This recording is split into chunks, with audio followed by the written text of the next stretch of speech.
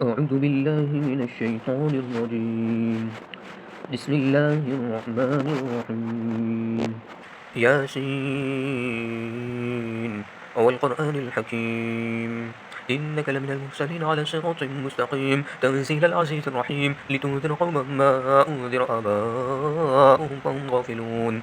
لقد حق القول على أكثرهم فهم لا يؤمنون إنا جعلنا في أعناقهم أغلالا فهي إلى الأذقان فهم مقمحون وجعلنا من بين أيديهم سدا ومن خلفهم سدا فأغشيناهم فهم لا يبصرون وسواء عليهم أنذرتهم أم لم تنذرهم لا يؤمنون إنما تنذر من اتبع الذكر وخشي الرحمن بالغيب فبشره بمغفرة وأجر كريم إنا نحن نحيي الموتى ونكتب ما قدموا وآثارهم وكل شيء أحصيناه في إمام مبين وضرب لهم مثلا أصحاب القرية إذ جاءها المرسلون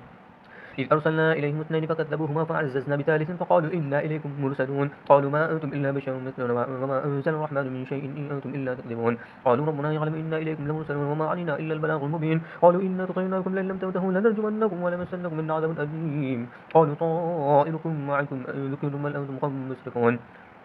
وجاء من أقصى المدينة رجل يسعى قال يا قوم اتبعوا المرسلين اتبعوا من لا يسألكم أجرا وهم مهتدون اتبعوا من لا يسألكم أجرا وهم مهتدون وما لي لا أعبد الذي فطرني وإليه ترجعون أتخذ من دونه آلهة إن يردني الرحمن بضر لا تغني عني شفاعتهم شيئا ولا ينقذون إني إذا لفي ضلال مبين إني آمنت بربكم فاسمعون قيل ادخل الجنة قال يا ليت قومي يعلمون بما غفر لي ربي وجعلني من المكرمين وما أنزلنا على قلوبهم من بعد جند من السماء وما كنا منزلين إن كانت إلا صيحة واحدة فإذا هم خامدون يا حسرة على العباد ما يأتيهم من رسول إلا كانوا به يستهزئون ألم يروا كما أهلكنا قبلهم من القرون أنهم إليهم لا يرجعون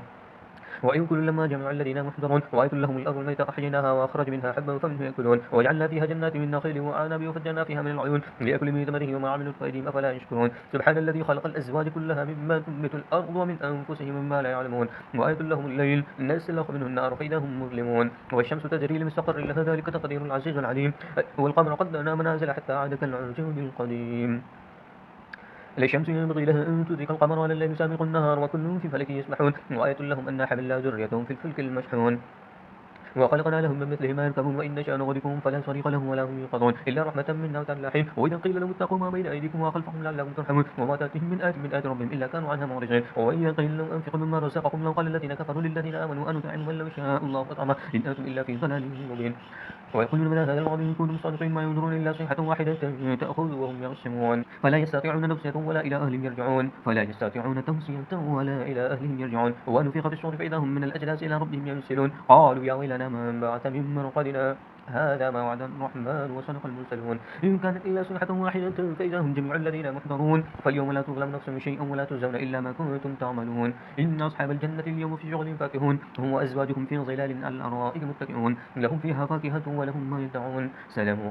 قولا من رب رحيم وامتازوا اليوم أيها المجرمون ألم أعهد إليكم يا بني آدم ألا تعبدوا الشيطان إنه لكم عدو مبين وأن يعبدوني هذا صراط مستقيم ولقد أضل منكم جبلا كثيرا أفلم تكونوا تعقلون هذه جهنم التي كنتم توعدون اصلوها اليوم بما كنتم تكفرون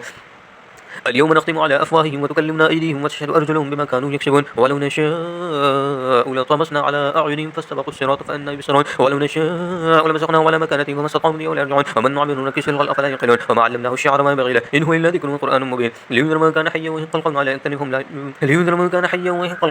الكافرين أولم يروا أنا خلقنا لهم مما عملت أيدينا أنعاما فهم لا مالكون لها لهم فمنها ركوبهم ومنها يأكلون ولهم فيها منافع ومشارب أفلا يشكرون واتخذوا من دونه آلهة لعلهم ينصرون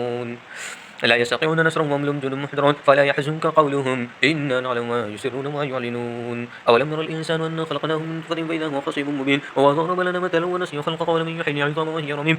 قل يحييها الذي أنشأها أول مرة وهو بكل خلق عليم الذي جعل لكم من الشجر الأخضر نارا فإذا أنتم منه توقدون أوليس الذي خلق السماوات والأرض بقادر على أن يخلق مثلهم بلى وهو الخلاق العليم إنما أمره إذا أراد شيئا أن يقول له كن فيكون فسبحان الذي بيده ملكوت كل شيء وإليه ترجعون صدق الله العظيم.